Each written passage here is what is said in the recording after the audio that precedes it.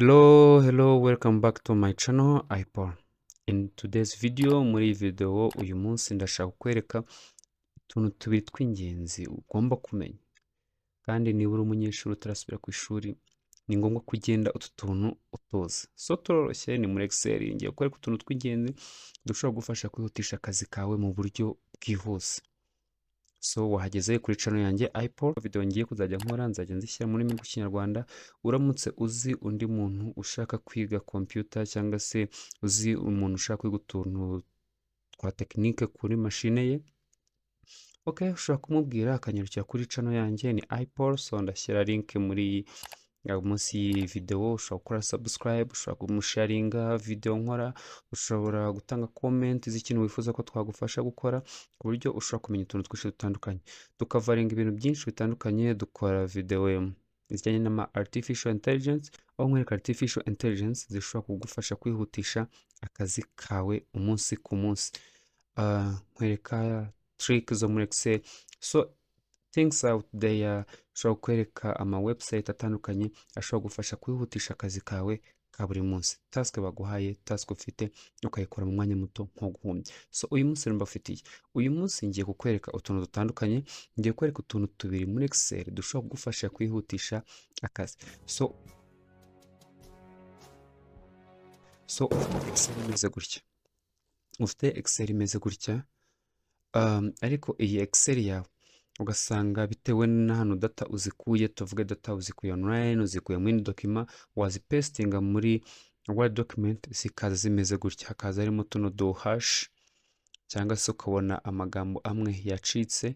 Then abantu benshi bakoresha iyi tekinike aho bagenda bagrandisa akantu kamwe ku kandi. So imagine you have like ufite column like nka 20 cyangwa se nka 30, ufite kuva kuri A up to Z.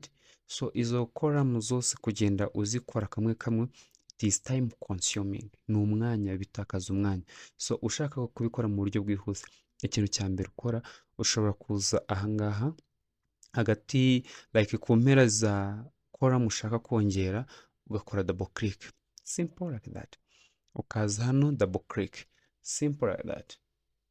Biroroshye. Okay, let's go back a little bit. So tuvuge ufite ayo makora menshi nkuko nabikubwiye, ana amakora mageze muri 20. Then ukibaza ndabigenza gute? So biroroshye, uraza ahangaha muri inguni uklikemo, then sheet yose ibe selected. Then nurangiza uze kuri column imwe ushaka kwa grandisa, tuvuge nk'ingi product name, then I double click. So table yawe yose irahita yiringaniza ku buryo amagambo yose cyangwa se ibintu byose ubibona. Ngiye kwereka akantu k'ubwenge ka kabiri, ngiye kukwereka koroshye cyane. So abantu benshi tuvuge we have this table, aho dufite product name, customer, quota, whatever. Then ushaka gukora aga simple analysis, like ushaka guteranya quarter 1 up to 4 ukamenya sum yabyo, result yabyo. Ushaka gushaka percentage, ushaka gukora utuntu twinshi dutandukanye. So mu buryo bwihuse udakoresheje formule n'imwe, Excel ishobora kugufasha kubona result. Ubikora gute rero? So nshobora kuza ahangaha ngaselectinga ahangaha nshaka ko ni result hano. Urabona kano kantu kari hano, it's called quick analysis. Ushobora kubona ubu ukanze control Q cyangwa se ugakanda kuri kano kantu kitwa quick analysis. When I click here, I go to maybe totals. When I go to sum, guys, you can see sum, you can see another the column, another the row. Urabona ndi row hariya hasi yanditseho sum. If I go to this one, sum, this one, like this one, you can see, guys, we have sum. Simple that without using any formula. Nta formula dukoresheje, biroroshye cyane. So let's maybe add this. So you can see we have the other things, tuzi uburyo bwo kubyagrandisa. Then I click. So guys, urabona ufashe kuva hano gateranya utuntu twose, urahita ubona result yawe ahangaha. When I click here, so you see the formula now. So but here you see, guys, this is the result. Here when you add, ibi byose ubiteranyije urabona igisubizo ni iki ngiki. So you can do a lot of things. So reka tuvuge wenda dushaka kumenya customer name with maybe oldest, then dushaka gukora simple analysis tukabyerekana dukoresheje table, I mean dukoresheje graph, chart, something like that. So we go back to quick analysis, then tujya kuri chart. So we can have this bar chart, we can have this, we can have this. Dushobora kubona ni bar chart, so then tukemeza. So now you see we have this chart mu mwanya muto nk'uwo guhumbya. Simple.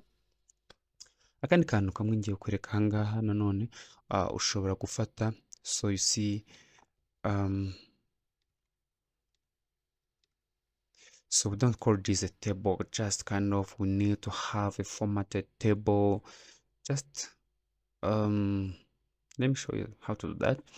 So ndamutse nselectinze ibi bintu byose hano mbihisemo, then namara guselectinga, then nkajya kuri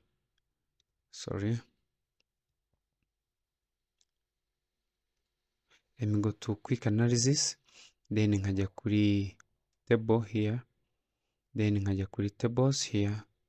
Guys, you can see I can have this beautiful table here. You see I can have this beautiful table here. So nizere ko wakunze video yanjye. Niba hari akantu gashyashya ngutse uyu munsi, ntugende udakoze like kandi ntugende udakoze subscribe kuri channel yanjye, kuko nzajya nkugeza utuntu tw'ubwenge dutandukanye. I hope guys you like my video. Share it, comment, show love, kora subscribe ushyigikira channel yanjye. Thank you for watching. Bye.